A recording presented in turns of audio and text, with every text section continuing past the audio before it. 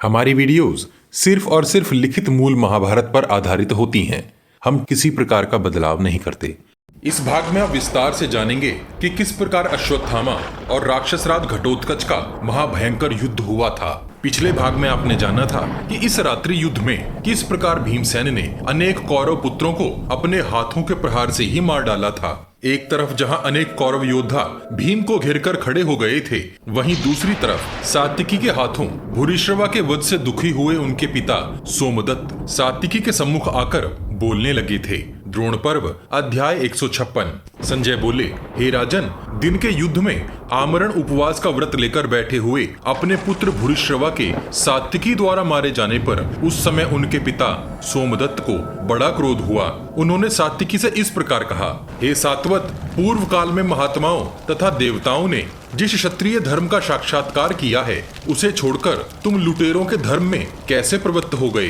हे सात्विके, जो युद्ध से विमुख एवं दीन होकर अपने शस्त्र डाल चुका हो, उस पर रणभूमि में कोई क्षत्रिय धर्मपरायण विद्वान पुरुष कैसे प्रहार कर सकता है? हे सात्वत, वृष्णि वंशियों में दो ही महारथी युद्ध के लिए विख्यात हैं। एक तो महाबाहु प्रद्युम्न और दूसरे तुम। अर्जुन ने जिसकी बाह काट डाली थी तथा जो आमरण अंचन का निश्चय करके बैठ गया था, उस मेरे पुत्र पर तुमने वैसा क्रूर प्रहार क्यों किया? ओ दुराचारी, इस पाप कर्म का फल तुम इस युद्ध स्थल में ही प्राप्त करोगे। आज मैं पराक्रम प्रकट करके अपने एक बाण से तुम्हारा मस्तक काट डालूंगा। हे वृष्णि कुल कलंक सात्वत, मैं अपने दोनों पुत्रों की तथा यज्ञ से अर्जित पुण्य कर्मों की शपथ खाकर कहता हूँ कि यदि आज रात्रि बीतने से पहले ही कुंती पुत्र अर्जुन से आरक्षित होने पर तुम्हें पुत्रों और भाइयों सहित न मार डालूं, तो मैं घोर नरक में जा पड़ूं। ऐसा कहकर महाबली सोमदत्त ने अत्यंत कुपित होकर उच्च स्वर में अपना शंख बजाया और बड़े वेग से सिंहनाद किया। आगे बढ़ने से पहले हम आपसे कुछ कहना चाहते हैं। हम किसी से कोई अनुदान नहीं लेते। हमारी ताकत आप सभी लोग हैं, किंतु यह भी सच है कि बिना आर्थिक मदद के इस प्रकार के विशाल प्रोजेक्ट को आगे बढ़ाना अत्यंत कठिन है। अगर आप इस उत्तम कार्य में सहयोगी बनना चाहते हैं, तो कृपया वीडियो के नीचे ज्वाइन बटन पर क्लिक करके आप यथासंभव हमारी कुछ आर्थिक मदद कर सकते हैं। कृपया वही लोग मदद करें जो सक्षम हैं। अपने मन में प्रेम और समाज में सौहार्द बनाए रखिए। आगे बढ़ते हैं। तब दुर्धर्ष वीर सात्विकी भी अत्यंत कुपित हो सोमदत्त से इस प्रकार बोले, हे कौरव, यदि अपनी सारी सेना से सुरक्षित होकर तुम मेरे साथ युद्ध करोगे तो भी मुझे कोई व्यथा नहीं होगी। मैं नित्य क्षत्रियोचित आचार में स्थित हूँ। युद्ध ही जिसके जीवन का सार है तथा दुष्ट पुरुष भी जिसे आदर देते हैं, उसे ऐसे कटु वाक्यों से तुम नहीं डरा सकते। हे नरेश्वर, यदि मेरे साथ तुम्हारी युद्ध करने की इच्छा है तो अपने पैने बाणों द्वारा मुझ पर प्रहार करो, मैं भी तुम पर प्रहार करूंगा। हे वृद्ध महाराज, तुम्हारा वीर महारथी पुत्र भूरिश्रवा मारा गया। भाई के दुख से दुखी होकर शल भी वीर गति को प्राप्त हो गया। अब बांधवों सहित मैं तुम्हें भी मार डालूंगा। तुम कुरुकुल के एक महारथी वीर हो। इस समय रणभूमि में अत्यंत सावधान होकर खड़े हो। धर्मराज युधिष्ठिर के तेज से तो तुम पहले ही मर चुके हो। अतः कर्ण और शकुनी के साथ ही इस युद्ध स्थल में तुम विनाश को प्राप्त हो जाओगे। मैं श्री कृष्ण के चरणों तथा अपने इष्टापूर्त कर्मों अर्थात परोकार की भावना से किए जाने वाले कर्म की शपथ खाकर कहता हूँ कि यदि मैं युद्ध में तुम जैसे पापी को न मार डालूं, तो मुझे उत्तम गति न मिले। इस समय यदि तुम इतनी बातें कहकर भी युद्ध छोड़कर चले जाओगे, तभी मेरे हाथ से बच सकोगे। ऐसा कहकर क्रोध से लाल आंखें किए उन दोनों नरश्रेष्ठ वीरों ने एक दूसरे पर बाणों की वर्षा आरंभ कर दी। दुर्योधन तुरंत 1000 रथों तथा 10,000 हाथियों द्वारा सोमदत्त को चारों ओर से घेरकर उनकी रक्षा करने लगा। संजय बोले, हे राजन, समस्त शस्त्रधारियों में श्रेष्ठ और वज्र के समान सुदृढ़ शरीर वाला आपका नवयुवक साला शकुनी भी अत्यंत कुपित हो अपने सगे संबंधियों से घिरकर वहां आ पहुंचा और अपनी विशाल सेना से महाधनुर्धर सोमदत्त की सब ओर से रक्षा करने लगा। इतने बलवान सहायकों से सुरक्षित हो सोमदत्त ने अपने बाणों से सात्विकी को आच्छादित कर दिया। सात्विकी पर ऐसा प्रहार होते देख क्रोध में भरे हुए धृष्टद्युम्न अपनी सेना साथ लेकर वहां आ पहुंचे। सोमदत्त ने सात्विकी को 9 बाणों से बींध डाला, फिर सात्विकी ने भी कुरुश्रेष्ठ सोमदत्त को अपने 9 बाणों से घायल कर दिया। सुदृढ़ धनुष धारण करने वाले बलवान सात्विकी के द्वारा समर भूमि में अत्यंत घायल हो जाने पर सोमदत्त रथ की बैठक में जा बैठे और सुध बुध खोकर मूर्छित हो गए। तब महारथी वीर सोमदत्त को मूर्छित हुआ देख उनका सारथी बड़ी उतावली करके उन्हें रणभूमि से दूर हटा ले गया। सोमदत्त को युयुधान के बाणों से पीड़ित एवं अचेत हुआ देखकर द्रोणाचार्य सात्विकी का वध करने की इच्छा से उनकी ओर दौड़े। द्रोणाचार्य को आते देख युधिष्ठिर आदि पांडव वीर महामना सात्विकी की रक्षा के लिए उन्हें सब ओर से घेरकर खड़े हो गए। जैसे पूर्व काल में त्रिलोकी पर विजय पाने की इच्छा से राजा बलि का देवताओं के साथ युद्ध हुआ था, उसी प्रकार द्रोणाचार्य का पांडवों के साथ घोर संग्राम आरंभ हो गया। महातेजस्वी द्रोणाचार्य ने अपने बाण समूहों से पांडव सेना को आच्छादित कर दिया और युधिष्ठिर को अनेक बाण मारकर बिंध डाला। फिर महाबाहु द्रोण ने सात्विकी को 10, धृष्टद्युम्न को 20, भीमसेन को 9, नकुल को 5, सहदेव को 8, शिखंडी को 100, द्रौपदी पुत्रों को 5-5, मत्स्यराज विराट को 8, द्रुपद को 10, युधामन्यु को 3, उत्तमौजा को 6 तथा अन्य योद्धाओं को अनेकों अनेक बाणों से घायल करके उस युद्ध स्थल में राजा युधिष्ठिर पर आक्रमण किया।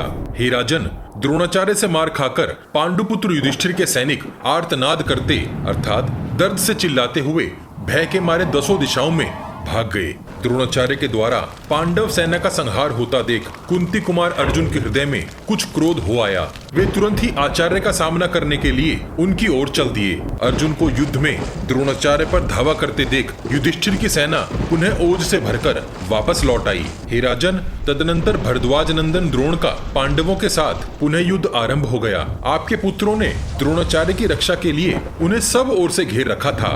जैसे अग्नि रुई के ढेर को जला देती है, उसी प्रकार वे पांडव सेना को तहस नहस करने लगे। द्रोणाचार्य के धनुष को मंडलाकार होते देख अर्थात हर दिशा में घूमते हुए देख सूर्य के समान शत्रुओं को दग्ध करते पांडव सेना का कोई वीर उन्हें वहां रोक न सका। जो योद्धा द्रोणाचार्य के सामने आ खड़ा होता, उसी का मस्तक काटकर द्रोणाचार्य के बाण धरती में समा जाते थे। इस प्रकार महात्मा द्रोण के द्वारा मारी जाती हुई पांडव सेना पुनः भयभीत हो अर्जुन के देखते देखते ही भागने लगी। हे राजन, उस रात्रि युद्ध में द्रोणाचार्य द्वारा अपनी सेना को भगाई हुई देख अर्जुन ने श्री कृष्ण से इस प्रकार कहा, हे केशव, आप रथ को द्रोणाचार्य के रथ के समीप ले चलिए। तब श्री कृष्ण ने श्वेत कांति वाले अश्वों को द्रोणाचार्य के रथ की ओर हाका।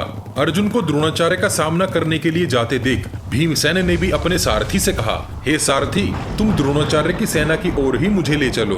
तब उनके सारथी विशोक ने उनकी बात सुनकर अर्जुन के पीछे अपने अश्वों को बढ़ाया। हे राजन, उन दोनों भाइयों को द्रोणाचार्य की सेना की ओर युद्ध के लिए जाते देख पांचाल, संजय, मत्स्य, चेदी, करुष, कौशल तथा केकय महारथी भी उसी दिशा की ओर चल दिए। हे राजन, फिर तो वहां रोंगटे खड़े कर देने वाला घोर संग्राम आरंभ हो गया।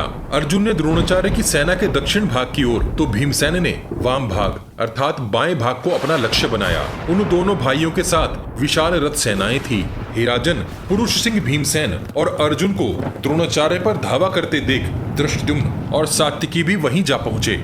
वहां द्रोणपुत्र अश्वत्थामा सोमदत्त कुमार भूरिश्रवा के वध से अत्यंत कुपित हो उठा था। उसने युद्ध स्थल में सात्विकी को देखकर उनके वध का दृढ़ निश्चय करके उन पर आक्रमण किया। अश्वत्थामा को सात्विकी के रथ की ओर जाते देख अत्यंत कुपित हुए भीमसेन के पुत्र घटोत्कच ने अपने उस शत्रु अश्वत्थामा को रोका। घटोत्कच जिस विशाल रथ पर बैठकर आया था, वह अत्यंत विशाल काले लोहे का बना हुआ और अत्यंत भयंकर जान पड़ता था। उसके ऊपर रीछ की छाल मढ़ी हुई थी। उसमें अनेक यंत्र और कवच रखे हुए थे। चलते समय उसमें मेघों की भारी घटा के समान गंभीर शब्द उत्पन्न होता था। उसमें हाथी जैसे विशालकाय जीव जुटे हुए थे, जो वास्तव में न तो अश्व थे और न ही हाथी।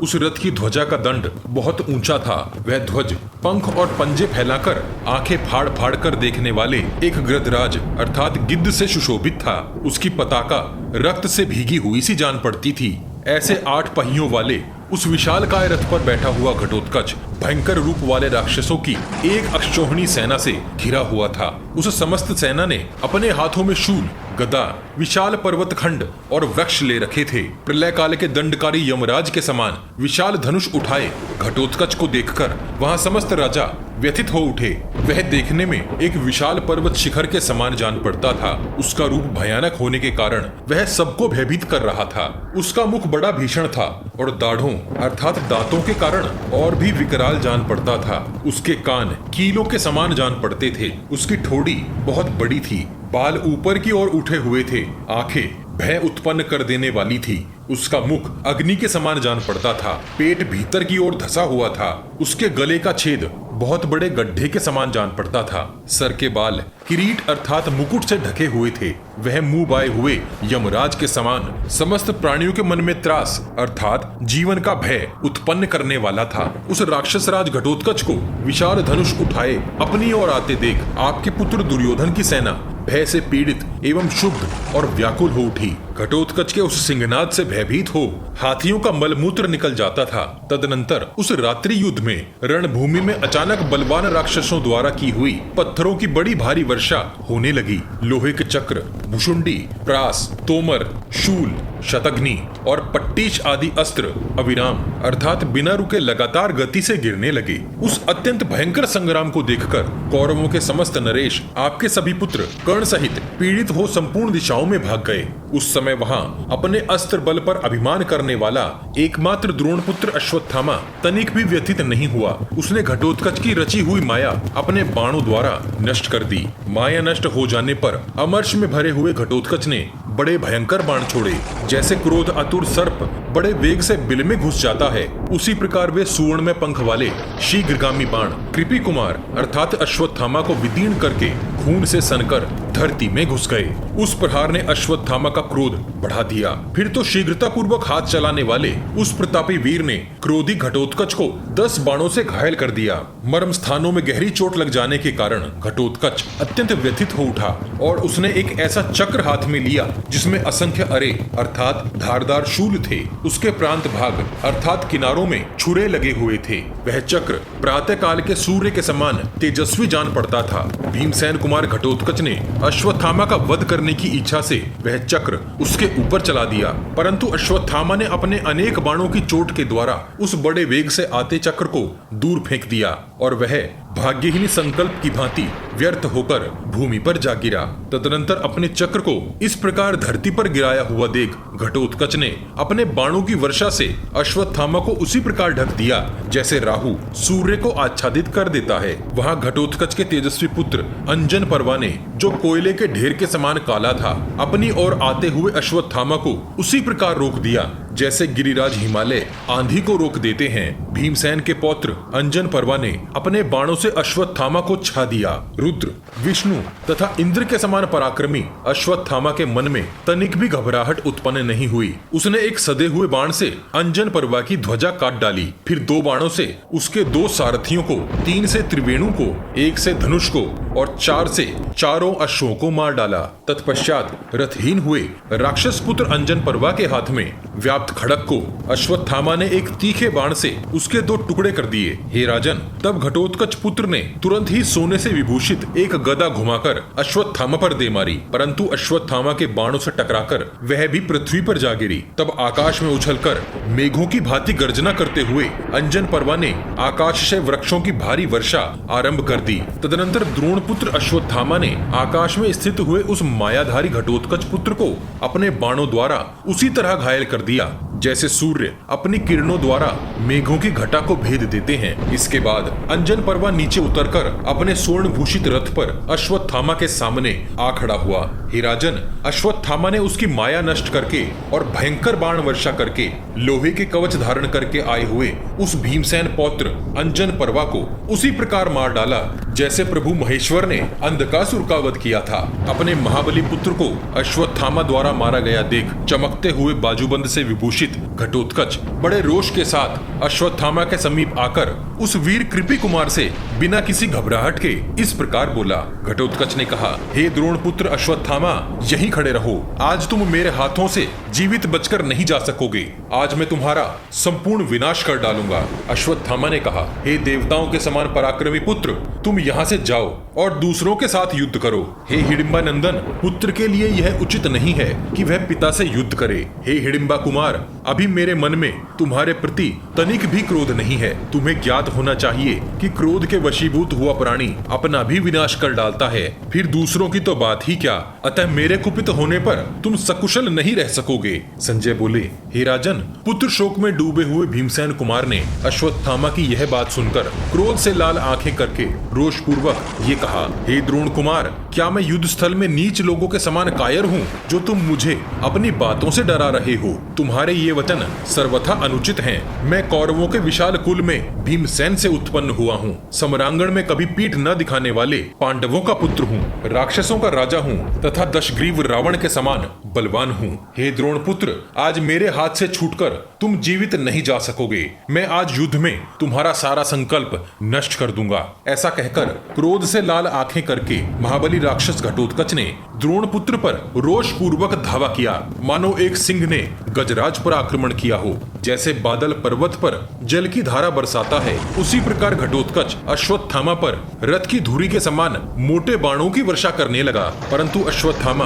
अपने पास आने से पहले ही उस बाण वर्षा को अपने बाणों द्वारा नष्ट कर देते थे। वहां आकाश में बाणों का महासंग्राम सा मच गया था। अस्त्रों के टकराने से जो चिंगारियां निकलती थी, उससे रात्रि के प्रथम पहर में आकाश जुगनुओं से भरा प्रतीत होता था। अश्वत्थामा के द्वारा अपनी माया नष्ट हुई देख घटोत्कच ने अदृश्य होकर उन्हें दूसरी माया की सृष्टि की। वह वृक्षों से भरे हुए शिखरों द्वारा सुशोभित एक बहुत ऊंचा पर्वत बन गया। अंजनगिरी पर्वत के समान उस काले पहाड़ को देखकर और वहां से गिरने वाले बहुतेरे अस्त्र शस्त्रों से घायल होकर भी द्रोण कुमार अश्वत्थामा व्यथित नहीं हुए। तदनंतर अश्वत्थामा ने हंसते हुए से वज्रास्त्र को प्रकट किया। उस अस्त्र का आघात होते ही वह पर्वत तत्काल अदृश्य हो गया। तत्पश्चात घटोत्कच आकाश में इंद्रधनुष सहित अत्यंत भयंकर मेघ बनकर पत्थरों की वर्षा से अश्वत्थामा को आच्छादित करने लगा। तब अस्त्रवेत्ताओं में श्रेष्ठ अश्वत्थामा ने वायव्यास्त्र का संधान करके वहां प्रकट हुए नील मेघ को नष्ट कर दिया। तत्पश्चात अश्वत्थामा ने देखा कि घटोत्कच बिना किसी घबराहट के बहुत से राक्षसों से घिरा हुआ पुनः रथ पर आरूढ़ होकर उनकी ओर ही आ रहा है। उसने अपने धनुष को खींचकर फैला रखा है। उसके साथ मतवाले हाथियों के समान पराक्रमी और विकराल मुख, मस्तक और कंठ वाले बहुत से अनुचर हैं, जो हाथी, अश्वों तथा रथ पर बैठे हुए हैं। हे राजन, उसके अनुचरों के राक्षस पौलस्त्य, यातुधान तथा तामस वंश के लोग हैं, जिनका पराक्रम इंद्र के समान माना जाता है। नाना प्रकार के अस्त्र धारण करने वाले, भांति भांति के कवच और आभूषणों से विभूषित महाबली वे बहुसंख्यक रण दुर्मद राक्षसराज घटोत्कच की ओर से युद्ध करने के लिए उपस्थित हुए हैं। अचानक यह सब देखकर दुर्योधन विषादग्रस्त हुआ जा रहा था। हे राजन, तब अश्वत्थामा ने आपके पुत्र दुर्योधन से कहा, हे दुर्योधन, आज तुम यहाँ चुपचाप खड़े रहो। तुम्हें इन राजाओं तथा अपने वीर भाइयों के साथ तनिक भी घबराना नहीं चाहिए। हे राजन, मैं तुम्हारे शत्रुओं को मार डालूंगा। तुम्हारी यहाँ पराजय नहीं हो सकती। इसके लिए मैं यहाँ प्रतिज्ञा करता हूँ। जाओ, तुम अपनी सेना को आश्वासन दो।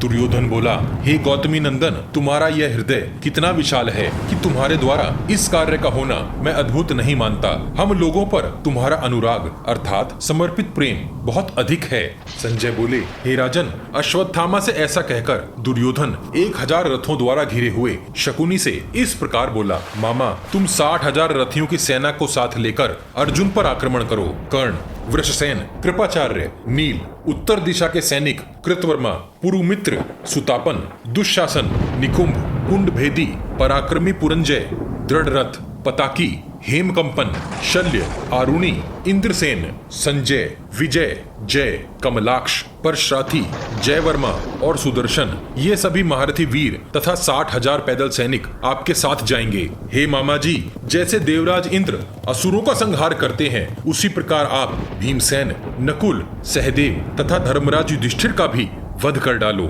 मेरी विजय की आशा अब आप पर ही अवलंबित है। द्रोणपुत्र अश्वत्थामा ने कुंती कुमारों को अपने बाणों द्वारा विदीर्ण कर डाला है, उनके शरीरों को शत विक्षत कर दिया है। इस अवस्था में असुरों का वध करने वाले कुमार कार्तिकेय की भांति आप कुंती पुत्रों को मार डालो। हे राजन, आपके पुत्र के ऐसा कहने पर सुबल पुत्र शकुनी आपके पुत्र को प्रसन्न करने तथा पांडवों को दग्ध कर डालने की इच्छा से शीघ्र ही युद्ध के लिए चल दिए। तदनंतर रणभूमि में रात्रि के समय अश्वत्थामा तथा घटोत्कच का अत्यंत भयंकर युद्ध आरंभ हुआ। उस समय घटोत्कच ने अत्यंत कुपित होकर विष और अग्नि के समान 10 सुदृढ़ बाणों द्वारा अश्वत्थामा की छाती पर गहरा आघात किया। घटोत्कच के चलाए हुए उन बाणों द्वारा गहरी चोट लग जाने के कारण अश्वत्थामा वायु के झकझोरे हुए किसी वृक्ष के समान कांपने लगा। इतने में ही घटोत्कच ने पुनः एक अंजलिक नामक बाण से अश्वत्थामा के हाथ में स्थित उनके अत्यंत कांतिमान धनुष को शीघ्रता पूर्वक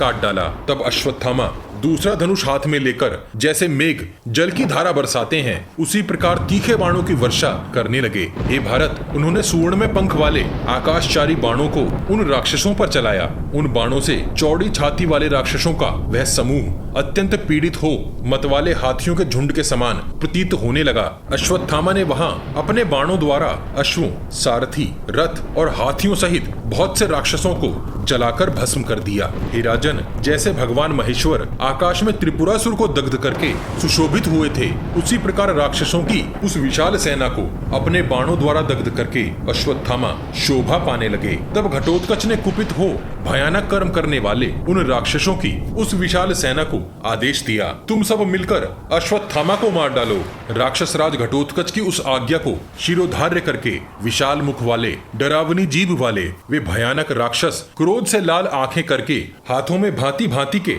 अस्त्र शस्त्र लेकर अश्वत्थामा को मार डालने के लिए उन पर टूट पड़े।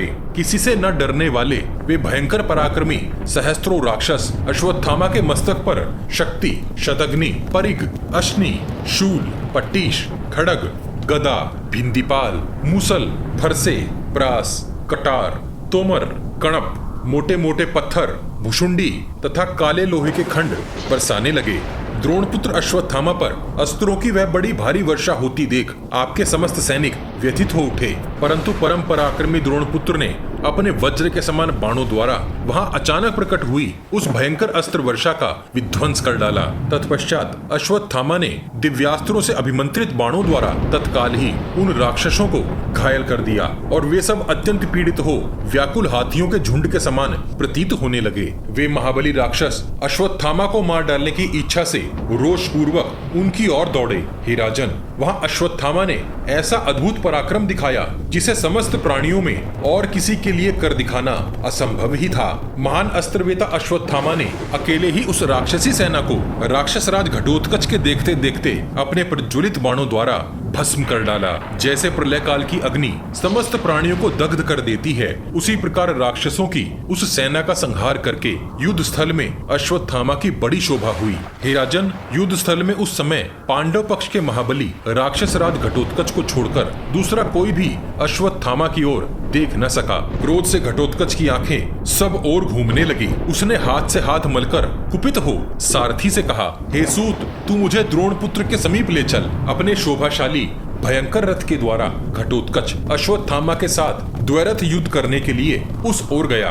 भयंकर पराक्रमी उस राक्षस राज ने द्रोणपुत्र पर देवताओं द्वारा निर्मित तथा 8 घंटियों से सुशोभित एक महाभयंकर अश्नि अर्थात वज्र के समान बिजली कड़काता अस्त्र घुमाकर चलाया। यह देख अश्वत्थामा ने अति शीघ्रता से अपना धनुष रखकर उछलकर उस अश्नि को पकड़ लिया और उसे घटोत्कच के ही रथ पर वापस दे मारा। घटोत्कच बिना विलंब के उस रथ से कूद गया। वह अत्यंत प्रकाशमान तथा परम दारुण अश्नि अश्वों, सारथी और ध्वज सहित घटोत्कच के रथ को भस्म करके पृथ्वी को छेद कर उसके भीतर समा गई। अश्वत्थामा ने भगवान शंकर द्वारा निर्मित उस भयंकर अश्नि को जब उछलकर पकड़ लिया था, तब उस कर्म को देखकर समस्त प्राणियों ने उनकी भूरी भूरी प्रशंसा की थी। हे राजन, उस समय भीमसेन कुमार अर्थात घटोत्कच ने दृष्टद्युम्न के रथ पर आरूढ़ हो एक घोर धनुष हाथ में लेकर अश्वत्थामा के विशाल वक्ष स्थल पर बहुत से तीखे बाण मारे।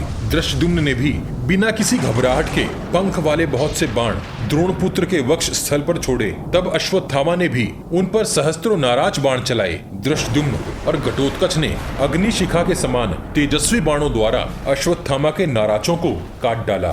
हे राजन, उन दोनों पुरुष सिंहों तथा अश्वत्थामा का वह अत्यंत उग्र और महान युद्ध समस्त योद्धाओं का हर्ष बढ़ा रहा था। तदनंतर 1000 रथ, 300 हाथी और 6000 घुड़सवारों के साथ भीमसेन उस युद्ध स्थल में आ पहुंचे। उस समय अश्वत्थामा घटोत्कच तथा धृष्टद्युम्न के साथ अकेला ही युद्ध कर रहा था। हे राजन, वहां द्रोणपुत्र ने अत्यंत अद्भुत पराक्रम दिखाया, जिसे कर दिखाना अन्य प्राणियों के लिए असंभव सा ही था। उसने पलक मारते मारते अपने बाणों से अश्वों, सारथी, रथ और हाथियों सहित राक्षसों की एक अक्षौहिणी सेना का संहार कर डाला। भीमसेन, घटोत्कच, धृष्टद्युम्न, नकुल, सहदेव, धर्मपुत्र युधिष्ठिर, अर्जुन और श्री कृष्ण के देखते देखते ही यह सब कुछ हो गया था। हाथियों के झुंड कटकर इधर उधर छटपटा रहे थे। अश्वत्थामा ने उस युद्ध स्थल में रक्त की नदी बहा दी थी, जो शोणित अर्थात रक्त के प्रवाह से अत्यंत भयंकर प्रतीत होती थी। राजाओं के श्वेत छत्र हंसों के समान उस नदी में बह रहे थे। अनेक प्रकार के आयुध उस नदी में मछलियों के समान जान पड़ते थे। विशाल हाथी शिलाखंडों के समान प्रतीत होते थे। मरे हुए अश्व वहां मगरों के समान जान पड़ते थे। हिंसक जंतुओं के कारण उसकी भयंकरता और बढ़ जाती थी। राक्षसों का वध करके अपने बाणों द्वारा अश्वत्थामा ने घटोत्कच को अत्यंत ही पीड़ित कर दिया था। फिर उस महाबली वीर ने अत्यंत कुपित होकर अपने नाराजों से भीमसेन और धृष्टद्युम्न सहित कुंती कुमारों को घायल करके द्रुपद कुमार और धृष्टद्युम्न के भाइयों सुरथ, शत्रुंजय, बलानिक, जयानिक और जयाशय को भी मार डाला। यहाँ एक स्पष्टीकरण है, कुछ संस्करणों में इन नामों में भेद है। इसके बाद अश्वत्थामा ने राजा शुताह्य को भी यमलोक पहुंचा दिया। फिर 3 तीखे और सुंदर पंख वाले बाणों द्वारा हेमशाली, प्रशग्र और चंद्रसेन का भी वध कर डाला। तदनंतर 10 बाणों से उसने राजा कुंती भोज के 10 पुत्रों को काल के गाल में पहुंचा दिया। अत्यंत क्रोध में भरे हुए अश्वत्थामा ने एक सीधे जाने वाले अत्यंत भयंकर बाण का संधान करके धनुष को कान तक खींचकर घटोत्कच को लक्ष्य करके छोड़ दिया। वह बाण घोर यमदंड के समान जान पड़ता था। हे राजन, वह सुंदर महाबाण उस राक्षस का हृदय विदीर्ण करके शीघ्र ही भूमि में समा गया। घटोत्कच को मरा हुआ जानकर धृष्टद्युम्न ने अपने रथ को अश्वत्थामा के पास से पीछे हटा दिया। हे राजन, फिर तो वहां युधिष्ठिर सेना के सभी नरेश युद्ध से विमुख हो गए। उस सेना को परास्त करके वीर अश्वत्थामा रणभूमि में गर्जना करने लगे। उस समय संपूर्ण प्राणियों में अश्वत्थामा का बड़ा समादर हुआ। आपके पुत्रों ने भी उनका बड़ा सम्मान किया। मृत्यु को प्राप्त हुए निशाचरों के शवों से पटी हुई चारों ओर की भूमि अत्यंत भयंकर और दुर्गम प्रतीत हो रही थी। उस समय वहां सिद्धों, गंधर्व, पिशाचों, नागों, सुपर्णों, पितरों, राक्षसों, भूतों, अप्सराओं तथा देवताओं ने भी द्रोणपुत्र अश्वत्थामा की भूरी भूरी प्रशंसा की थी। द्रोण पर्व का 156वां अध्याय यही समाप्त होता है। अगले भाग में जानेंगे कि धृतराष्ट्र के 10 पुत्रों का तथा शकुनी के भाइयों का किस प्रकार वध हुआ। इस विशाल ग्रंथ महाभारत को शीघ्रता से समेटने के लिए हम ग्राफिक्स के साथ पॉडकास्ट का सहारा भी ले रहे हैं, ताकि आप तक कुछ जल्दी से महाभारत का सही रूप पहुंचाया जा सके। आपको हमारा प्रयास कैसा लग रहा है, कृपया कमेंट बॉक्स में कमेंट करके हमें जरूर बताइए। जयद्रथ वध की श्रृंखला के पिछले सभी भाग आपको हमारे चैनल के पेज पर और इस वीडियो के डिस्क्रिप्शन बॉक्स में भी मिल जाएंगे। हम हर सीरीज की एक प्लेलिस्ट भी बनाते हैं। उम्मीद है आप हमारी वीडियोस अपने उन दोस्तों को शेयर जरूर करते होंगे जो महाभारत का सही रूप समझना और जानना चाहते हैं। आपके हर शेयर से हमारा मनोबल बढ़ता है। अपने प्रियजनों तक यह ज्ञान पहुंचाने के लिए वॉच गॉड चैनल को सब्सक्राइब और शेयर करना मत भूलिए। सब्सक्राइब बटन के बगल में बनी छोटी सी घंटी भी बजा दीजिए। जय श्री कृष्ण, हर हर महादेव।